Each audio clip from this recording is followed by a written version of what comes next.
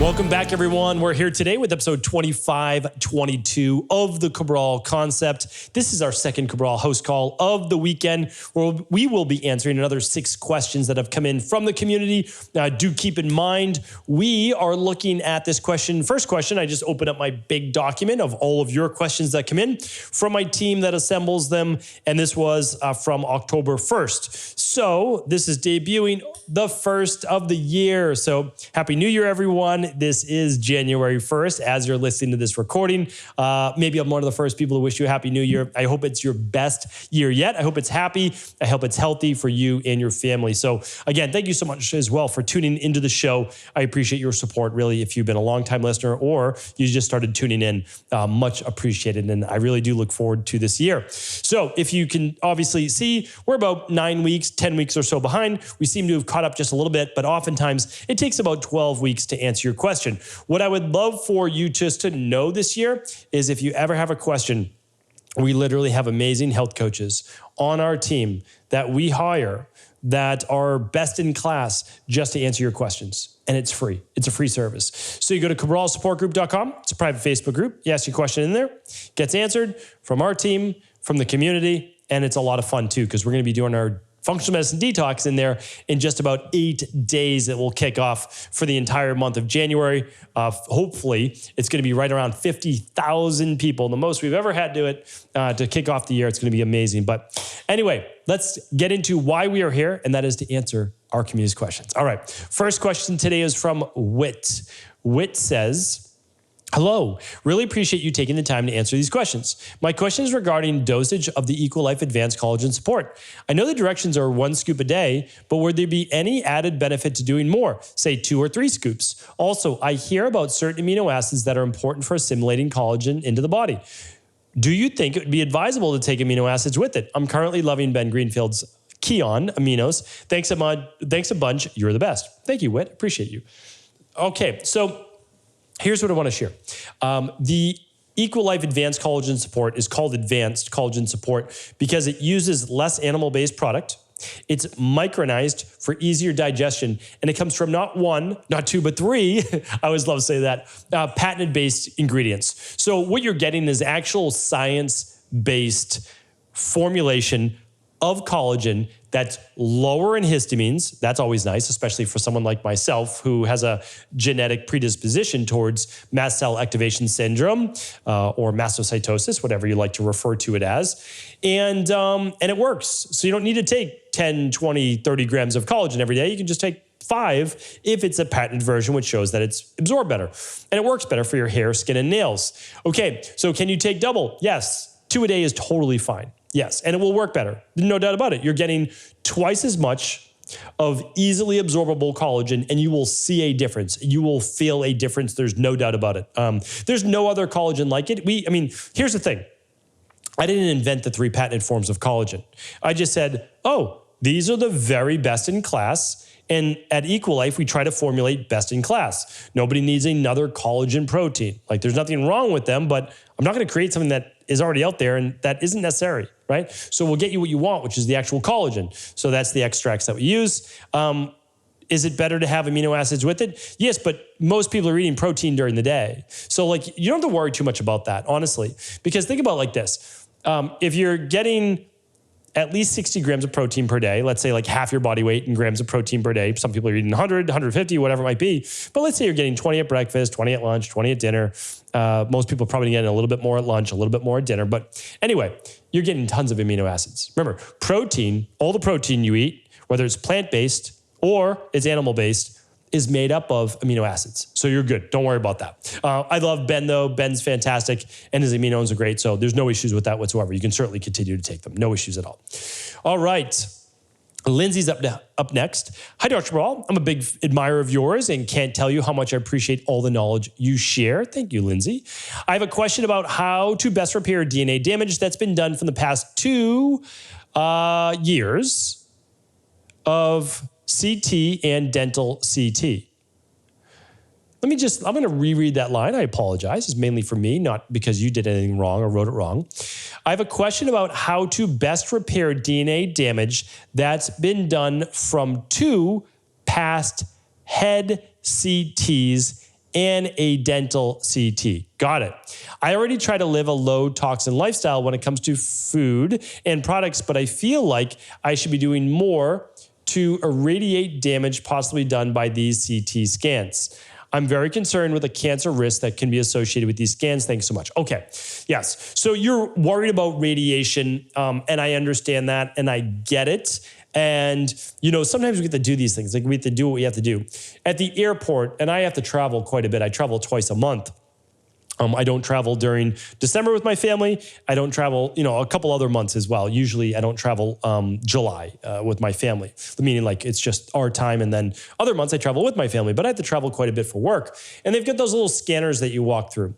There is some low-level radiation. I'm like, I really don't like doing this, but then, okay, I need to do an opt-out and a pat-down and all that. Here's what I can share with you. Like, there's no easy answer for any of this. When you're on an airplane, you're being exposed to massive levels of radiation, not even necessarily EMFs. There's EMFs, but nowhere near the radiation you are, especially if it's a daytime flight. Then you get solar radiation, which is radiation, inside of this metal box flying through the sky, right? So it's like, there's a lot of radiation. So what do? Well, the thing is, you prep your body to be as strong, as healthy as possible. Like that's literally it.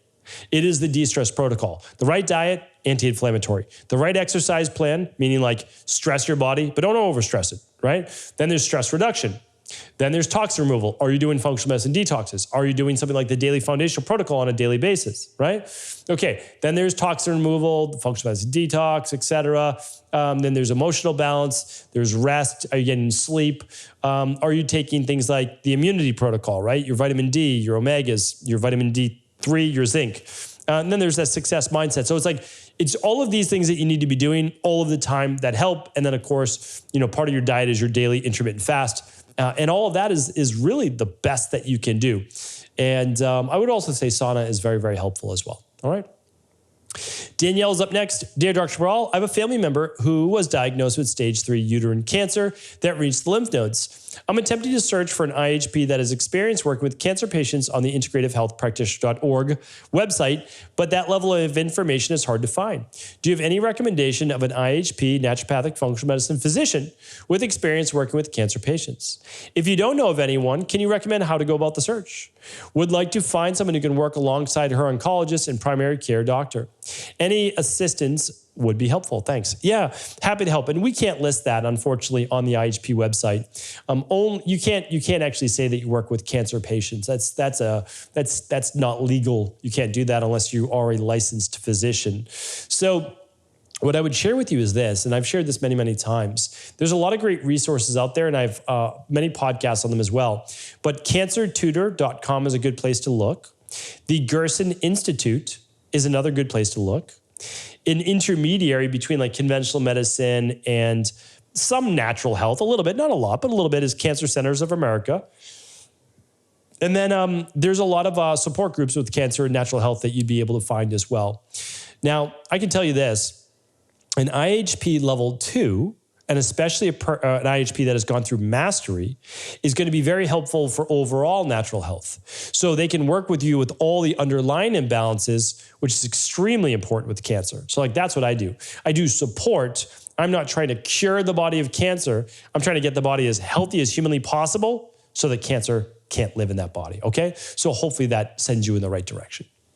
Sal is up next. And by the way, everybody can find an integrative health practitioner at integrativehealthpractitioner.org/practitioners. Okay. Sal's up next. Can I please get some tips on improving my hormones? I have had a Dutch test and my estrogen, progesterone, and testosterone were at a perimenopausal value. I'm in my late 20s. I train regularly and I have a fairly good diet. Thank you. Okay. So this is why I'm such a huge advocate of running your lab through an integrative health practitioner, a naturopathic doctor, or our team at Equilife. So if you go to stephencabral.com/shop, you click on any of the labs, every single one of those comes with a plan of what to do when your values are out of range. And that isn't the case with other companies. So again, I'm not saying that companies are bad, but when you give someone data and you don't tell them how to fix the things that are imbalanced, it's almost even worse. So again, this is why I can't recommend enough working with an integrative health practitioner level 2, a naturopathic doctor, or virtually with our team over at Equilife. That's all. So again, like that's what I recommend because I'm happy to help, but we don't run that same lab. I obviously know that lab inside and out. I have no issues with it. It's just I prefer a saliva-based lab. And then if we do the stress, mood, and metabolism, looking at blood spot to look at thyroid, vitamin D, insulin, et cetera. So you're in your 20s, you have low testosterone, low estrogen, low progesterone. It's kind of like, okay, could I give you estrogen support, progesterone support, and testosterone support products? Sure. Could I use something like DHEA? Sure. But we need to look at the underlying root cause. That's what you want to know. What are your stress levels like? What's your inflammation levels like? What are your heavy metals like? If we don't know that, then all we're doing is putting Band-Aids on things. And sure, it's a green Band-Aid instead of a conventional medicine pharmaceutical Band-Aid, but it's just not the way that we want to operate. So there's a few different ways that we can work. One, I have a ton of free podcasts on this, a ton of free podcasts. Go to stephencabral.com/podcast, scroll through the top and just click on hormones. You'll see a little graphic. It's called hormones. And that's all my shows on hormones. Those are all free. Check them out. Head on over to stephencabral.com/courses. And I have one just on female hormones. Very popular course. Thousands of people enjoying that information. And that is basically like, you'll know as much as many practitioners, not all, not our IHP level 2s. And it'll be like the equivalent of reading like 12 books. And you'll get all of that in 4 hours. It's just a big, go through it. You'll know exactly what to do. All right. And then there is always the ability to run the lab with Equilife and get the exact plan you want. So yeah, hopefully that's helpful. But again, you want to get to the underlying root cause. Because again, I could say, all right, take this supplement, get more sleep, do a liver detox. I can tell you that, but I want to help you, right? I want to be that last stop so you actually get the results you want and you can maintain it. Because again, you're only in your late 20s. We need to fix this now so there's no fertility issues later on. There's no early menopause, et cetera. All right? All right. Grace is up next. Hello, my name is Grace. We got to get rid of that last name. All right, we only do first name. Usually my team is amazing and they catch all that. They're still amazing. They just one little slip up, no big deal. But I always keep things anonymous, first name only. All right, I've been going through a lot of health problems this past year. I started getting muscle weakness and fatigue last year. I had a fever, but not sick. The weakness was getting worse. My periods also were irregular. In May of this year, I went through a really stressful period of working 40 hours a week and doing a master's program. Then I had an edible and my period stopped altogether for a couple months. During that time, my hands started hurting, body stiff, and it was like I was getting arthritis. I started talking with a functional medicine practitioner, and we did a hair mineral analysis and a hormone test. My progesterone was low, and my mineral levels were off, and my Lyme test came back positive. I was wondering, is there anything else I should do? Yeah, absolutely. Great question. So when you get muscle weakness and fatigue, some people call it chronic fatigue syndrome. Some people call it myalgic encephalomyelitis, which is like what long COVID is. You look like you were under tremendous stress. Your body's starting to burn out. And if you're in your mineral levels and they were low on the electrolytes, okay, that's showing that it's a weak response now to stress. You might not be, again, I don't have your labs in front of me. You may not be producing adequate cortisol, which means your body's totally inflamed and you're exhausted. So we need to rebuild the body. I was there myself. I totally empathize with you. The first thing you can do is just pick up a free copy of my book. That's it. The Rain Barrel Effect. It's right over my shoulder right there. It's completely free. It cost me a little over $7 to print it. It's 400 pages. And I just ask you pay for the shipping. That's it. Literally, I think it's $7 for shipping. And that's at stephencabral.com. And you'll be able to find it right there. That's that. And that will teach you basically how to empty the rain barrel, remove the issues that you're dealing with right now, regenerate the body. That's that's the best way because then you have the full foundation. I'm trying to think like of how else. I mean, you can get a whole plan if you want to work with us. We can do that. That's running something like the Big 5 labs. Or if you just want to run one lab, the stress, mood, and metabolism would be like the lab that you probably want to run after that. You can work, of course, you don't have to work with us. You could work with an integrative health practitioner, but all of this needs to be fixed. And you can do it. So the thing is this, just understand, you can get well. I mean, I was diagnosed with Addisons disease, rheumatoid arthritis, insomnia, POTS, type 2 diabetes. I had all of these things. So I get it. I totally understand. Myalgic encephalomyelitis, I had that. So it's not fun. It's not good. But the thing is, your body can regenerate. And I know that it will. All right? Let's see if we can get to one more question today. It's from Bri or Bri, B-R-I. Hello, my husband has geographic tongue. He was diagnosed in his early teen years. It annoys him regularly and is impacted by spicy or sour foods. Is there anything that can be done to help it? Yes. I have actually many podcasts on geographic tongue. And so I always tell people, head on over to stephencabral.com/podcast. And I'm actually going to see if I can find it with you because I haven't talked about it for a while, but I worked with so many people in my private practice with geographic tongue we've got a lot of success with that. And that is because it isn't your tongue. It's an internal issue that's causing the geographic tongue. And it's typically issues with candida overgrowth or bacterial overgrowth in the gut, sometimes parasites, sometimes H. pylori, sometimes all four. If you're that fortunate, it has obviously being sarcastic to get all four of those. And it can be closely related to psoriasis of the tongue as well. But again, not giving you a medical diagnosis. Let's see. I don't know why geographic tongue is not popping up here. I know for sure. It says I talked about it on an 1857, but I definitely know that I've talked about it on more shows. And let me just see here if I can do one more search for you.